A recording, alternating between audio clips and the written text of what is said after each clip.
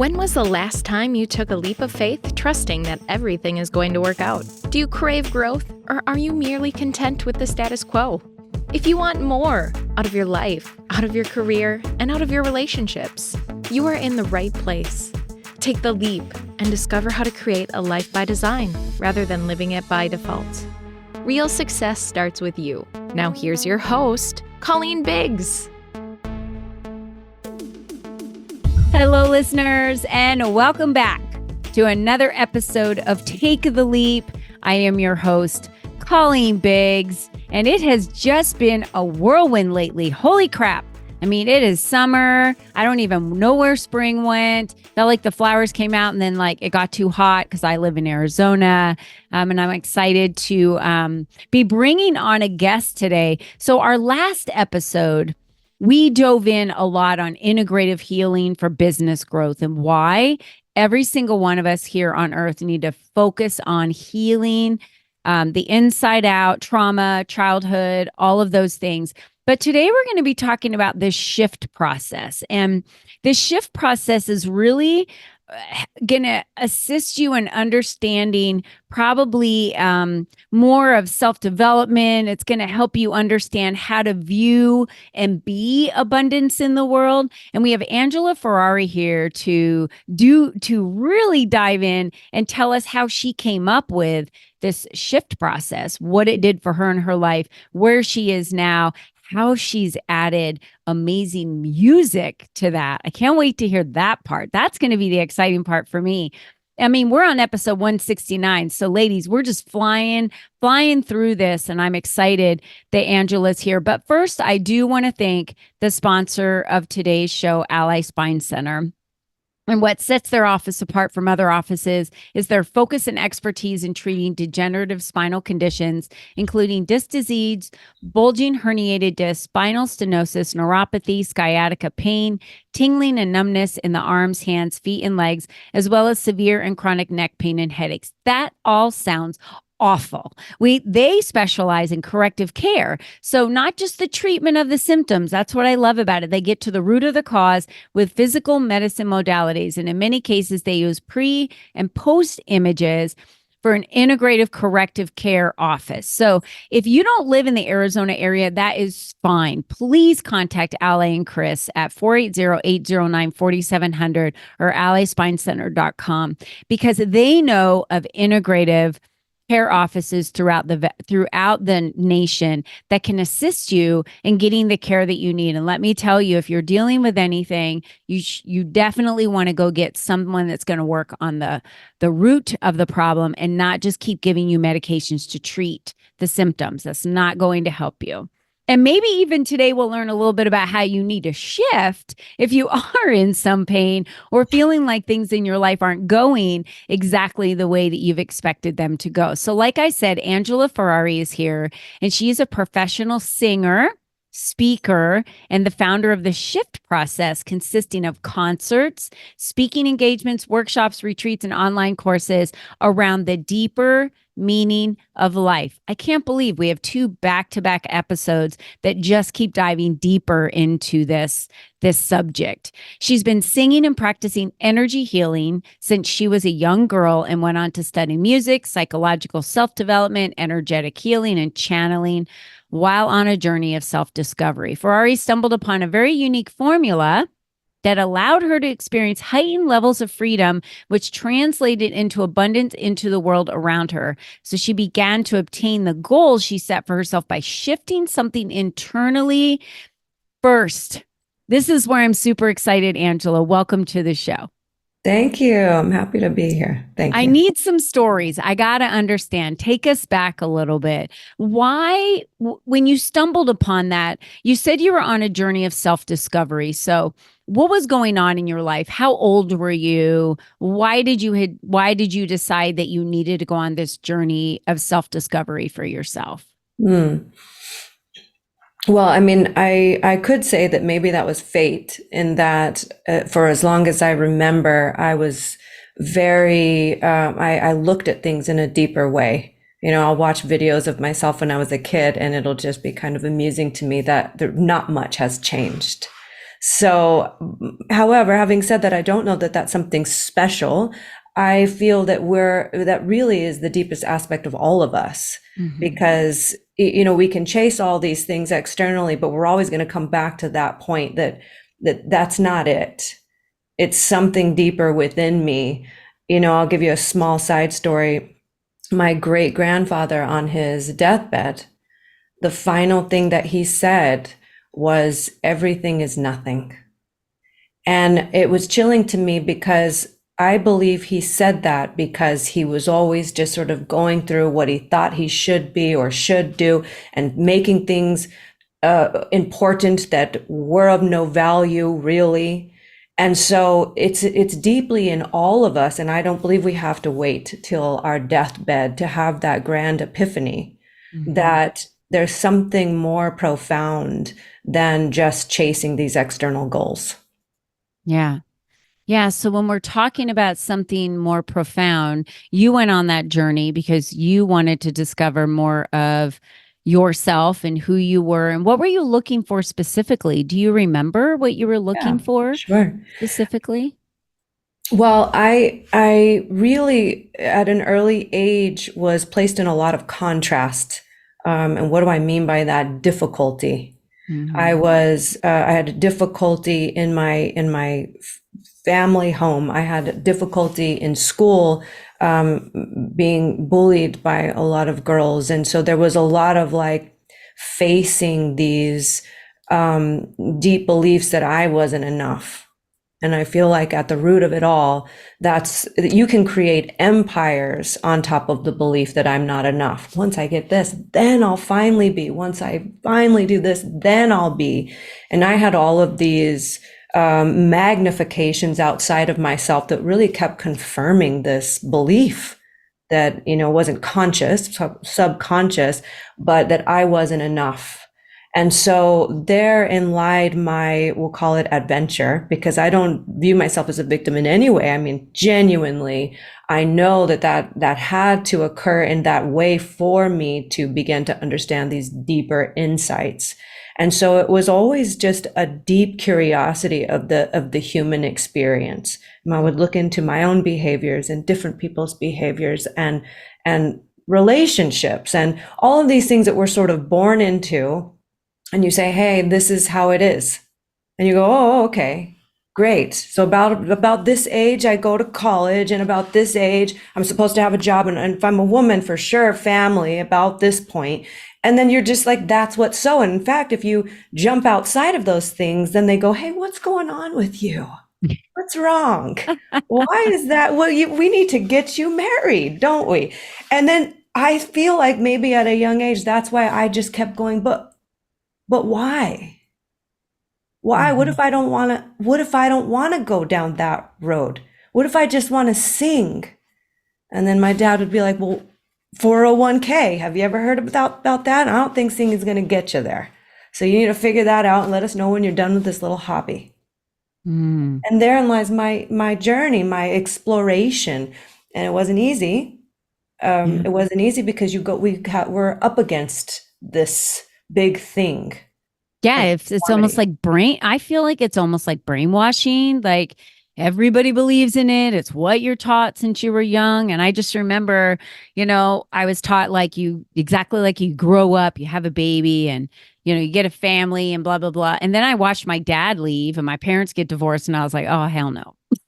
No, not happening. Like, I just watched my mom crumble to oblivion. And I thought, well, and that was like, that also affected me because it was like, if I put that much love in someone, am I going to crumble if they leave?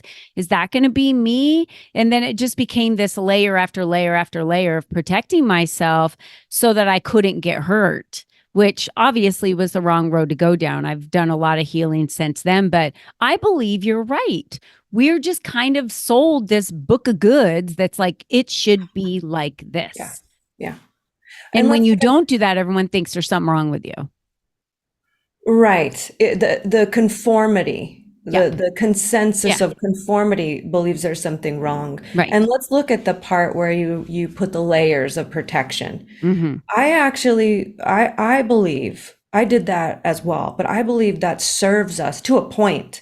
that we as young beings utilize that for survival as not to conform, because we Yeah. need sort of that. I was a rebel, and a lot of people would try to do it this way, do it this way. And I'd be like, no, no, don't tell me how to do it. And sure, did I need to harmonize those things when I no longer needed it in that way?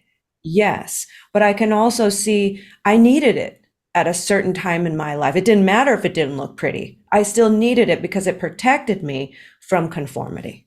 Yeah. Absolutely. Mhm. So you said the way you were as a child is really similar to the way you are today. Really, not Yeah. much has changed. So when what happened that you stumbled upon the shift process? What is that? Talk to us Yeah, about what that is such a and what good happened. question.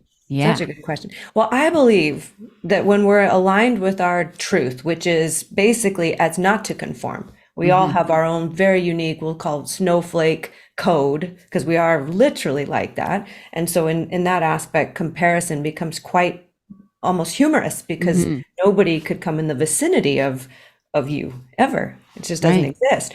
So, and I believe that typically when we do start aligning with that deeper and deeper truth, because of courage, usually it takes courage to keep going in your own truth versus like, no, do it like this, and you keep marching on, then I believe we stumble upon what we become. I never think it looks like, here's what I want to be. I want it to look like this.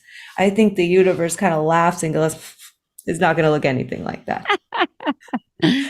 So to start it off like that, I really just wanted to be a singer. I mean, I loved performing. I finally made it out of, I did dabble in sort of the corporate world, and wanted to make my parents proud. And I'm doing it now. And I was successful at a very young age.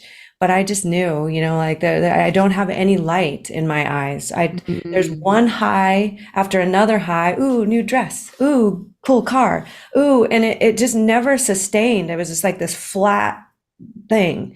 And so one day out of nowhere, I booked a trip to Bali. And my parents were like, "Are you crazy? You can't go to Bali by yourself." And I just booked the trip and I went by myself. And when I came back, I quit everything. And so I took a courageous route, because I was like, I want to sing. I want to sing, and I gave up everything too. I'm not making that easy, but the trade was worth it, because I couldn't believe that they gave me a check after something I would have done for free all day long. I was just like, wow, nobody told me this was real.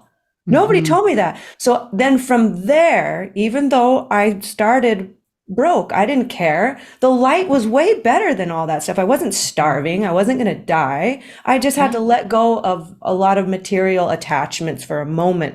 But then I started attracting things based on that vibration of me, that truth of me, because we can attract things based on the mask, which I was still Mhm. attracting things over there, a lot of things. I just wasn't fulfilled. And I Mhm. don't believe we ever will be. You'll end up like my great grandfather if you do that, which is okay. You get it at some point. And so therein lied my journey, where I just started singing. And honestly, I began to attract different ways of abundance through there. And I wouldn't have ever even thought that. It's just things would come to me, conversations would come to me. And then lo and behold, one day I was on my own journey, and I had accomplished so many goals in the singing world. I was kind of known in the valley to sing, and doing a lot of things people said I couldn't do. And I Mhm. wanted to know, what's next for me though? What's that? I don't want to get comfortable here, because therein lies the same program again when we get comfortable. But what's separating me from the things that I feel like, whoa, that's a great big star over there, but I'm just little me. Where's that gap for me? And when I started exploring that, it was really selfish. I wanted to go on my own, like, let me see how I can grow. And from that journey, I discovered something like a formula, and I saw it. I mean, it was so visible to me, like, wow, I was intentional about this. And then here I am. And then I heard something so clear one day. You're not supposed to keep this to yourself. Mhm. And so I started sharing it. And Yeah. I took a few people in a group, because I wanted to, I like to ground things. in formulas and in science, because I believe that that's how you bring we'll say, I'll get a little woo on you, heaven onto earth, ground it. Because you hear people, and we've probably done it ourselves. When you get a little too woo woo, you get a little far away, and you go, okay, pull it back onto earth now, ground yourself so we can connect with you. So I wanted an actual formula. It's not just for women, it's for men and for women. And men particularly, they like the formula aspect, grounded. I get real. And so I studied it, and I took people in test group, and I got data from all of this. And I'm like, okay, this is clearly a formula that works and has to deal in the world with frequency. I don't just like to say frequency because it's a popular word. I like to code it and say, here's why. It is so true. I mean, I've said it 1,000 times on this podcast. Wherever you're vibrating that frequency, you attract people, places, things, and events on that frequency, wherever you are vibrating. Yeah. And that is why a lot of people that are vibrating at a very low frequency stay there, because they just keep attracting. It's like, have you ever noticed that everything goes wrong and they just keep attracting crap, and that they're just on that frequency. But what I hear you saying is, it doesn't matter where we feel we are vibrating, where our frequency is, what's going on in our lives, we can shift. We can change. 100%. Yeah. It's all, if we're not shifting, it's simply, very simply, a misunderstanding. And once we begin to understand, now there's still the embodiment, which is why it takes wild courage. It is rare. You have to get that, but you're rare. You're rare. Oh, I know I'm rare. I know I'm like a unicorn. I was like, and when people just like start some unicorn, absolutely, and everybody has, we'll even call it their own unicorn code. You're rare. I do. And there's a reason why it's uncommon. There's a reason. You have to step, you can't intellectualize yourself into that, which is why I designed what I designed. And because a lot of times people feel shame when they notice, like they get in conversations around this and they're like, oh, that's me. And let me turn that off, because how shameful. You're talking about, oh, you overcame it. And listen, I'm not saying that. I'm saying it's a constant journey into the unknown. Always. The soul always wants the unknown. And no matter where you are and how far you've come, your humanity's always going to be drawn to the known. And there you are again, back in that thing again. If we stay drawn to the known. So no matter where you are, I promise you, it's just one understanding, like from the depths of your soul, like, oh, I get that, away from your own shift. Yeah. Tell us about the concert series that you developed, the Deep Feels. What was that? Why did you do that? Was this after you had now created the formula? Now you knew what the shift formula was, and then you integrated your singing with that? Is that what you did? Yeah. Well, yeah. And what was interesting is I was always sort of like, there was two separate worlds of me. The shift process, actually, I was the secret weapon, because I never publicized this thing that I did, but I worked with a lot of, pretty known people that caught, helped them to step in this, who they are. It's not me, it's who you are. Absolutely. I just see it with you. Yeah. Right. So I had that whole thing going, and it was great. And then I also was doing a lot of things on the music end, which was just regular concerts. I had my own music, and I was loving all of that, and I wanted to tour. And then COVID happened, which I believe was an opening for deeper awakening for all of us, if you choose to grab that opportunity. So while I was sent into a little bit of a dark night of the soul, man, was that such a beautiful, what the dark night of the soul is really like the soul actually loves that, because we're sent into the unknown. And so we don't get all that predictable stuff anymore. But from there, in that empty space, I saw the collide of the two worlds. And I saw that what happens, music is a frequency. And when we code the music, just like we can code water, right? We have all the scientific evidence now. So it is valid and proven that if you sit with water and you pour in these beautiful intentions with your feelings, and you look at that water in a microscope, it's the most beautiful form that it creates. And vice versa, if you talk shit to the water or whatever you need to do, that it's distorted, right? So we can look at music that way. And if rather than just, it's still wonderful, just sing great, wonderful, but we can actually code the music with these very specific intentional frequencies, and then they get sent out. So my whole creation, and of course I have beautiful people that surround me that help bring these things to life, is that I get you positioned and available to receive. And then all that's created very intentionally slaps you in the soul. Soul slapper. And I feel like we need that. Not just like gently nudge you, oh, did you have a good time? No. I want it to feel like, whoa, that felt like a lot. Like, yeah, good. Yeah. Super deep. I didn't ask you this before we got started, but did you want us to hear your voice?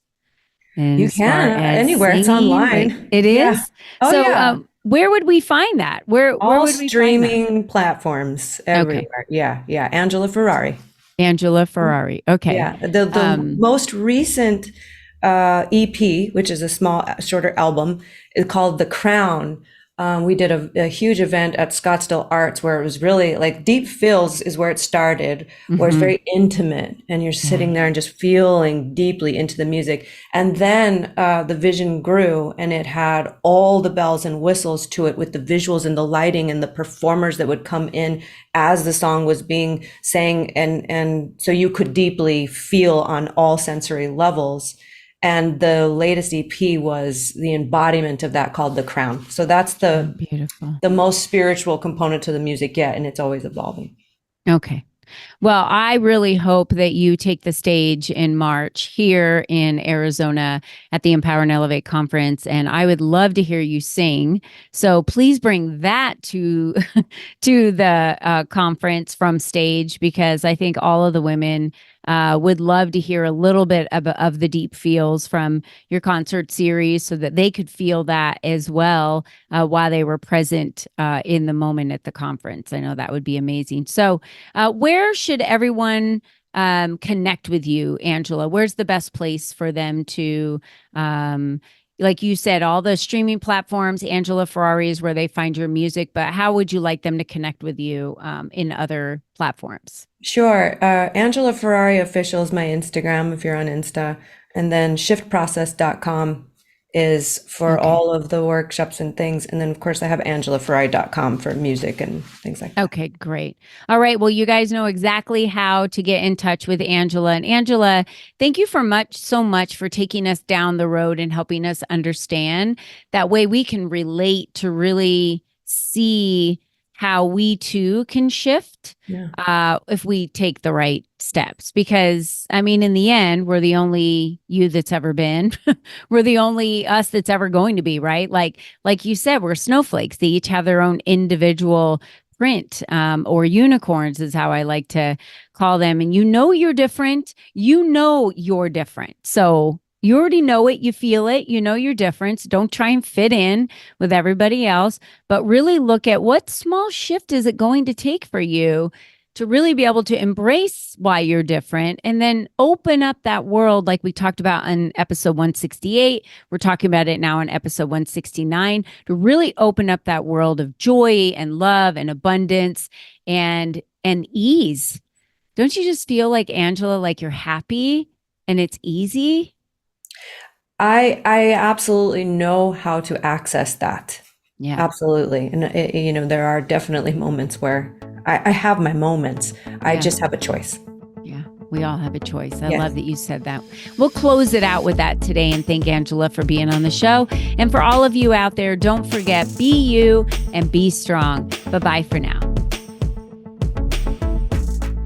Thank you for joining us on this journey of self-discovery, where you learned the tools to create a life by design. Remember, you are the only you there is. and you are the only you that will ever be. Be you and be strong, because you are brilliant and the world needs you at your best. We cannot wait for you to join us again next time.